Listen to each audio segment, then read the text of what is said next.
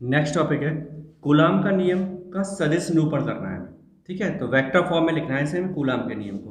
तो उसके लिए देखो क्या करेंगे। सबसे पहले 11वीं क्लास में से हमने पढ़ा हुआ है, एक तो त्रिभुज के सदिश योग नियम पढ़ा है हमने त्रिभुज का। उसमें क्या था कि दो भुजाएं त्रिभुज की जो एक ही क्रम में हैं उनका योग तीसरी भुजा के योग के बराबर होता है, तीसरी भुजा के बराबर होता है। कब? जो विपरीत क्रम में होगी। तीसरी भुजा जो किस में होगी? विपरीत क्रम में। जैसे कि R vector is equal to A vector plus B vector. तो ए और बी एक ही क्रम में है, तो वो तीसरी भुजा कौन सी है? आर, वो विपरीत क्रम में है, तो उनका योग इसके बराबर होगा। समझ गए बात को? तो ये बात पढ़ी हमने 11वीं में। दूसरी बात और पढ़ी हमने, सदिश कोई भी वेक्टर है कोई भी बिंदु है उसका स्थिति सदिश पढ़ा है हमने। क्या पढ़ा है हमने? स्थिति सदिश। तो स्थिति सदिश में क्या होता था? स्थिति सदिश में हमें एक बात पता थी कि स्थिति सदिश में क्या है कि आर पर हम वेक्टर लगा रहे हैं और स्थिति सदिश किसका है? पी बिंदु का। किसके सापेक्ष है? मूल बिंदु, ऑरिजिन के सापेक्ष। कैसे? समझो, इस पी बिंदु की तरफ कौन है? उसका हेड यानी कि शीर्ष। अगर तीर के चिन्ह का शीर्ष जिसकी तरफ होगा उसका स्थिति सदिश होगा, जिधर पूंछ होगी उसके सापेक्ष होगा। क्लियर? तो अब इन दोनों बातों को समझते हुए चलते हैं कूलाम के नियम के सदिश निरूपण में। हमने क्या किया, इसमें दो बिंदु लेके चल रहे हैं हम। क्या करेंगे? दो बिंदु लेके चल रहे हैं, यानी कि दो बिंदु आवेश, एक हमारे पास है Q1 और दूसरा आवेश है Q2। ठीक है, इन दोनों का स्थिति सदिश ले लिए हमने, एक R1 और दूसरे का स्थिति सदिश क्या है? R2। दोनों का हमने क्या ले रखे हैं? स्थिति सदिश R1 और R2। R1 R2 स्थिति सदिश ले लिए। अब इन दोनों के बीच की दूरी है ये, जिसे हमने दर्शाया किससे? डेल्टा आर से। लेकिन दूरी को हम दो तरह से दिखा सकते हैं, एक तीर का चिन्ह नीचे भी आ सकता है, तीर का चिन्ह ऊपर भी जा सकता है। क्यों जा सकता है? क्योंकि इन्हें दूरी तो चाहिए बस हमें। हाँ, इन दोनों को बोलेंगे अलग अलग। ये जब नीचे आएगा तो इसका स्थिति सदिश होगा किसका? Q2 का। किसके सापेक्ष होगा? Q1 के सापेक्ष। और जब ये ऊपर जाएगा तो फिर Q1 का स्थिति सदिश होगा किसके सापेक्ष होगा? Q2 के सापेक्ष होगा। समझ गए बात को? स्थिति सदिश किसका होगा? जिसकी तरफ उसका शीर्ष होगा। तो शीर्ष किसकी तरफ है? इसकी तरफ। ठीक है, अभी ये डार्क जो किया है हमने एरो, उसको लेके चल रहे हैं, इस त्रिभुज में लेके चलेंगे। तो इस त्रिभुज में लेके चलते हैं। त्रिभुज कौन सा है? OAB। इसमें देखो, यहाँ से इधर गया, इधर से इधर आ गया, तो ये दोनों एक ही क्रम में हैं और ये विपरीत है। अभी इसे नहीं ले रहे हैं, ठीक है, अभी इसे लेके चल रहे हैं और ये विपरीत क्रम में लगी हुई है। तो जो विपरीत क्रम में लगी होगी वो कौन होगा? परिणामी होगा। इन दोनों का क्या हो जाएगा? योग। दोनों का दिशा समान है तो इन दोनों को जोड़ दिया, ये इसका परिणामी हो गया। तो डेल्टा आर किसके बराबर होगा? इसे उधर पहुंचा दो, R2 माइनस R1 के बराबर हो जाएगा। ठीक है, अब ये क्या चीज़ है डेल्टा आर? जो डेल्टा आर लिया हमने वो ये वाला लिया है, ऊपर से नीचे आ रहा है, तो ये इसका स्थिति सदिश है। किसका स्थिति सदिश है? Q2 का। Q2 का स्थिति सदिश। Q2 का स्थिति सदिश।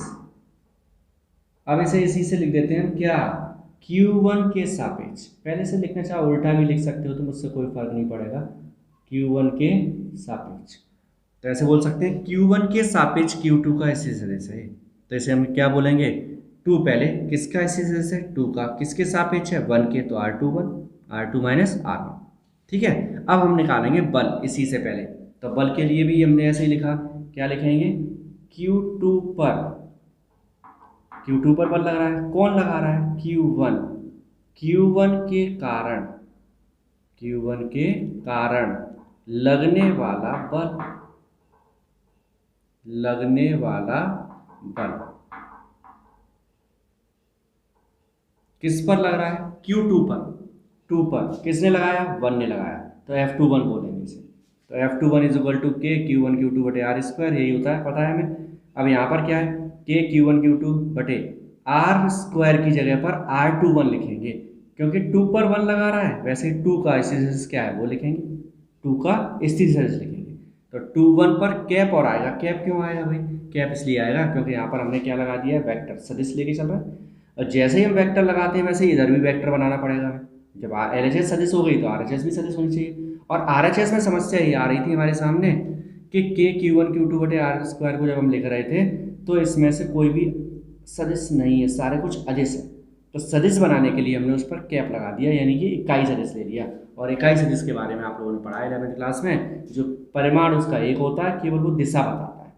ठीक है, इसका सूत्र भी पढ़ा है हमने आर कैप का, और आर कैप का सूत्र क्या है, आर वेक्टर बटे आर। तो इसको वेक्टर बटे आर करेंगे तो 2 की पावर कितनी बन जाएगी, अब 3। ये आ गया 2 इसे हम लिख रहे हैं F12। अब देखो 2 1 है, 2 1 का मतलब 2 पर 1 ने बल लगाया, 1 2 लिखेंगे तो 1 पर 2 लगाएगा। तो ये इसे लिखेंगे अगर हिंदी में तो क्या लिखेंगे, Q1 पर Q2 के कारण बल। क्या लिखेंगे, Q1 पर Q2 के कारण बल लिखेंगे हम इसे। तो Q1 पर Q2 के कारण बल के Q1 Q2 बटे आर, वही सेम कंसेप्ट है जैसा यहाँ था, वही यहाँ पे लेके चलेंगे R12 और ये समीकरण नंबर 2। इन दोनों को जरा गौर से देखो, के समान, Q1 Q2 समान। ठीक है, अब R21 बोलो चाहे R12 बोलो, है तो यही दूरी बीच की, भाई ये बोलो चाहे ये बोलो, दूरी तो यही है। उसकी घात कितनी है, 3, तो चीज एक ही हुई, तो ये भी समान। इसमें अंतर आ गया। इसमें अंतर कैसे, R21 है ये और R12 है ये।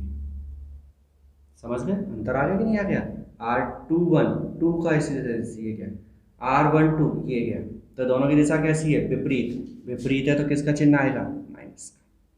ठीक है, और फिर जब ये दोनों बराबर हो गए, दिशा विपरीत हो गई इनकी, तो फिर बल भी बराबर होंगे और दिशा कैसी होगी, विपरीत।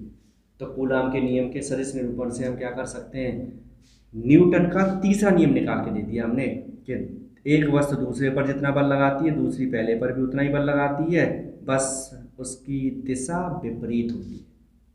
Clear, okay. तो ये हमारा तैयार हो गया इस सदिश निरूपण किसका, कूलाम के। ओके।